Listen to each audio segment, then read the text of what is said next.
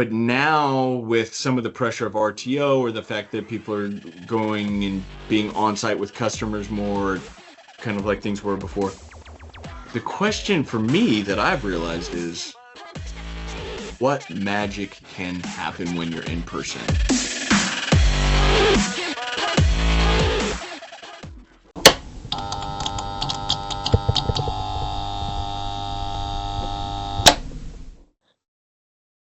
Another John and Ed's Tech Talk Together Tuesday. Another week, another episode. We're back at it again. Here we go. So I was just in New York last week and then again yesterday for some really cool engagement with AWS. Do maybe chat about that for a minute. First of all, this is my first time to New York. I've never been there before. What? Yeah, and It's a city that never sleeps. It's crazy. I'm all broed out with my BUILDSTR uniform on. Yeah. I loved it. It was phenomenal, John. So you've been there before? Yeah, multiple times. Where did you stay at? Were you downtown Manhattan? We were in Midtown. Oh, We were in cool. Midtown. So I took a red eye in, which I realized I'm not 20 years old anymore. And I flew into Newark, took the train over, so I got kind of a different experience and a different vibe, which I loved that, seeing maybe what locals kind of do more if you're not living in the city. And then just was like hoofing it. It didn't seem very far. It was maybe 3/4 of a mile, but it felt like it went by so fast when you're just walking through that like intense crowd. And everybody's like focused. It's this weird like mashup of like aggressive, warm connection. It's like everybody's like aggressive and intense, hmm but there's just like this warm connection, and I felt very comfortable, and I thought that I was gonna be like, it's too many people, it's dirty, all you see is buildings, but I loved it. It was beautiful, and yeah. Yeah, my first time there, the in Texas we always hold the doors open. It's like that southern charm, southern Yeah. hospitality and stuff. But up there's just too many people. You start holding the door open, you're there for You 10, just got to be 15 there, minutes. like holding the door for everyone. Okay, go ahead. All right, come on. Yeah, Yeah. So I learned very quick. Okay, can't hold the door open for everyone. yeah. When when I was at Penn Station, ready to get on the train to go back to Newark, um, it was literally there was like hundreds of people waiting to get on the train, and they're like watching the little monitor, and all of a sudden they announce like it's on tracks 1 and 2, blah blah blah, and it's not stampede, but it's just like very intense movement to go through these two doors. hmm And somebody called out from the crowd. They're like, "It's a double-decker bus. Everyone's getting on." And I just was like, it was funny to see the like, people in pairs walking next to each other, like pushing people out of the way or like getting into line and um, letting doors close on people behind them because they're like, I'm not missing my train. I have to get home. And so, That's funny. Yeah, yeah. this last time I was there, I actually from Grand Central Station, I took the train to Tarrytown, which is a little bit up north, Okay. outside of New York. Um, but it's right next to um, oh goodness, Sleepy Hollow, where Okay. the urban legend started from and everything. And so Uh-huh. they had a bunch of cool stuff about the urban legend and everything like that. And I got to take the train out there all along the Hudson. Oh, And nice. um, I experienced something similar to that where people were like lining up very quickly to get on the train. However, they were lining up to get on the good side of the train so they could see the Hudson on the way out there to have the view of it. And I didn't realize that, so I saw it on the opposite side of the Yeah, you're train. like looking. They're taking pictures. It's so beautiful. And I'm like, oh, that's why they were rushing. Yeah, yeah, that's funny. Yeah. Yeah, and then on top of that, being in the New York office for AWS was really great. I mean, we were there for 2 days. I think I showed up at like 10 a.m. and then we ended up doing a happy hour and a dinner that first night. And then we hosted a lunch and learn and had some other meetings the second day. But the first day I was like, all right, this is gonna be great. I'm gonna be able to just like be heads down and like bang out projects and emails and whatever else. Only had 2 meetings scheduled to kind of meet with people. I think out of the however many hours that I was there, I was like directly talking and engaging for like 4 hours where I would have a meeting with somebody. They'd be like, oh, I want to introduce you to this person. And there's just so much going on there in that specific office that it was really cool to see. Yeah. Did they start the 5 days in the office already? Was like it's super packed? It was packed when I was there. I think that the RTO is having, I think there was a lot of fear of impact, Hmm. and the actual impact is not as bad in terms of, at least from what I'm talking to people. Yeah. But it was really busy where I would see people like just walking around looking for a place to have a call, or 3 people huddled up at this larger table off of the kitchen Hmm. for a customer call versus like because all the rooms were filled up, and Right. people like checking all of the different phone booths to see if all of that was happening. um but everyone seemed very positive, and I thought that was really cool. Heck yeah. That's Yeah, super cool. yeah. One of the things that for me is really interesting in all of this, and I'm curious about your take on this, is we realized during COVID, we and realized, so many hand wavy ways you could take that, but in the tech world, we realized, oh, we can do our jobs and sell and execute business and run projects and deliver for customers completely remote. We already knew that to some extent before, but then within COVID, there was no impact to my world other than instead of working 8 hours a day, I was typically working 13 hours a day because you don't have those internal external pressures, and you're just kind of working. Right. We realize that. But now with some of the pressure of RTO, or the fact that people are going and being on site with customers more, kind of like things were before, the question for me that I've realized is what magic can happen when you're in person? So that's something that I've been thinking a lot about.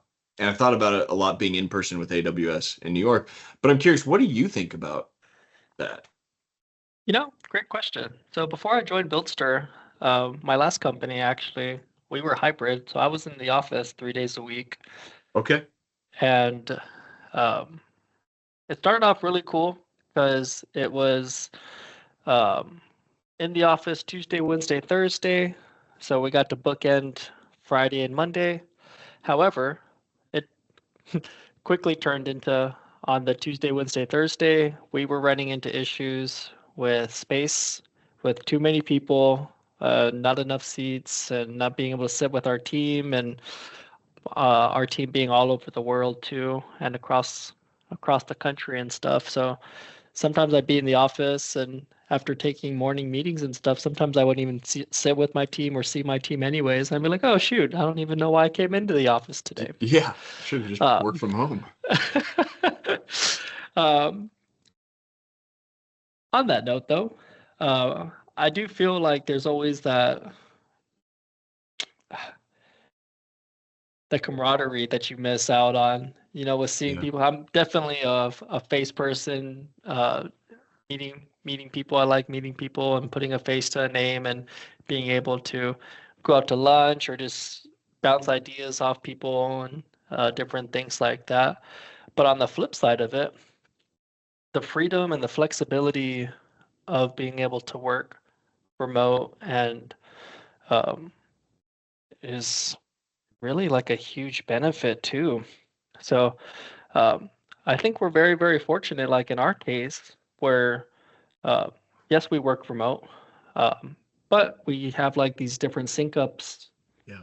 at various points in time where we do get to see each other in person, all across the country right now at various AWS events and different Yeah. things like that. So we still get to see that human, right? Still get to have that face to a name and everything like that, have that camaraderie, but then still have the benefits and flexibility of working remote and having teammates all across the country, which is super cool. So, Yes. Yeah. I think you hit the nail on the head when you said we're fortunate. Like that's such a like sometimes you can get caught up in the like our brains are programmed to like look out for negative things, right? It's like 5 times more impactful to us than positive things. And so being able to step back and realize like there's just so many great things about it to be grateful for. yeah, and the time I gained back too, because um, I basically had an hour one-way commute, so 2 hours a day. Um, and then all the money I was spending on tolls, Mm-hmm. gas, Mm-hmm. maintenance, different things like that.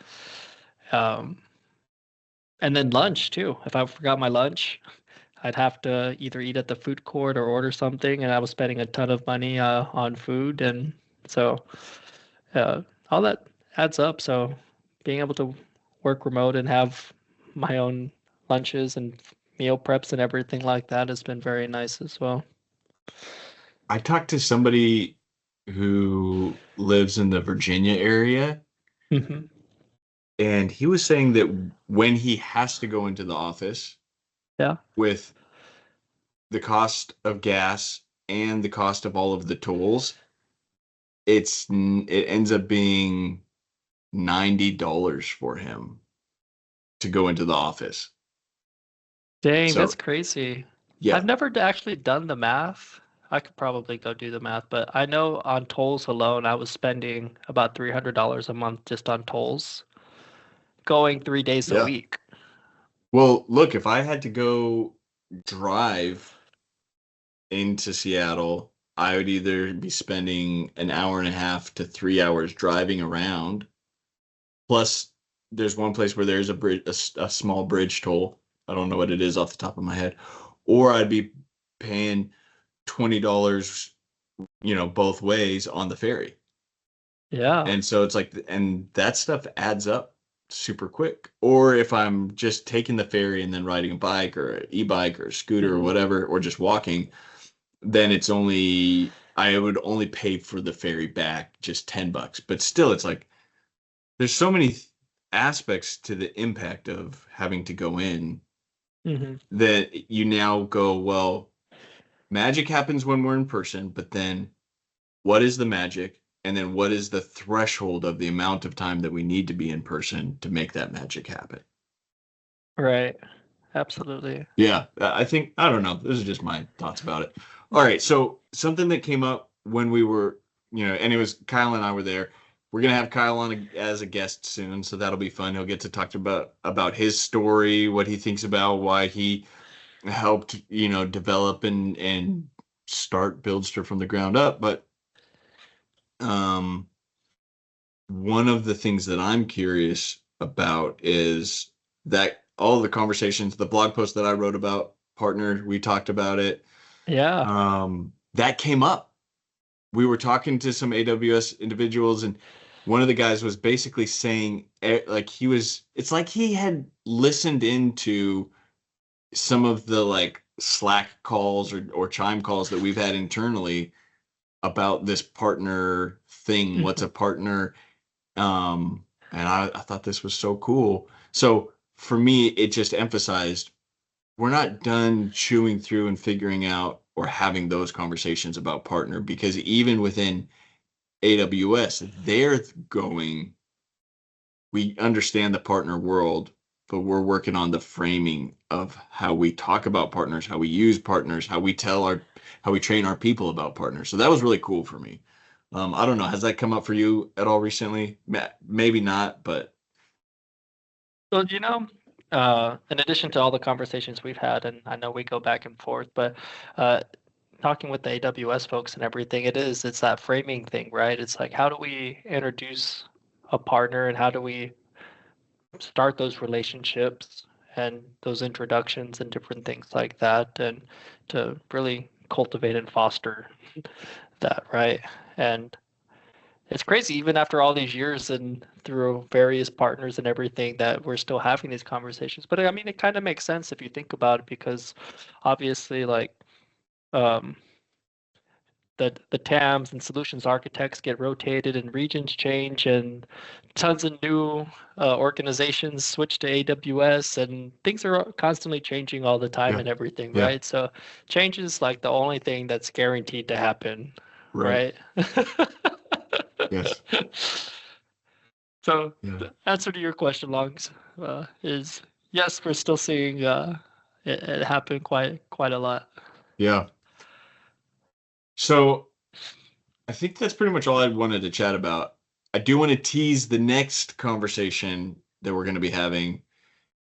And there's a very cool Tranium POC that we're doing final tweaks on and going to be pushing out. So we'll be pushing out the POC. We're going to have, I guess maybe we could talk about it next week.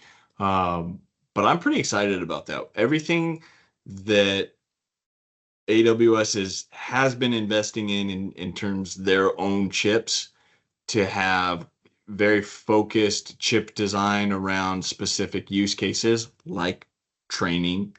Um, where I think when the TRN1 EC2 instances came out, it was like they were 50% more cost effective than other EC2 instance types at training. That's the TRN1 chip, and the Yeah. TRN2 chip is 4 times as efficient as the TRN1 chip and 30 to 40% more cost effective than TRN1 or other EC2 instance types at training. So, two different metrics that are correlated to each other, but tell a great story. So, that to me is really exciting that there's a lot of customers out there who are really excited about Gen AI. They understand, they really grok at that deep level what a large language model or a foundation model is, and training their specific training around their specific use case. And so then being able to go in and help them figure out, do Tranium EC2 instance types actually create a more cost effective use case for them, and being able to set up those POCs, like that's really exciting for me. And granted, I'm the knuckle dragging sales guy, so I probably said something in there that was kind of stupid that you're going, dear God, Ed, don't say that. But No, gosh, no. I'll be excited for us to talk about that in more detail. That's really cool. Yeah, and not just shoot the whole industry, right? Like, I mean, AI from reInvent and these past basically year and a half, 2 years, been all AI, and then um, with OpenAI and everything going on with the whole thing right now, right? Yeah, So it's super cool to see uh, everything that's going on, and then all the clients that we've helped out with implementing their third gen AI and AI implementations, and the different POCs that we've done and what we're doing, and just the scale at what it's taking off to. And it'll be a good conversation next week, absolutely. for sure. All right, brother. Well, let's keep getting after it. Heck yeah, another Tuesday. Just another Tuesday. Until then, everybody, thank you for everyone who's gotten to this stage, have a great rest of your day, and we'll talk to you soon.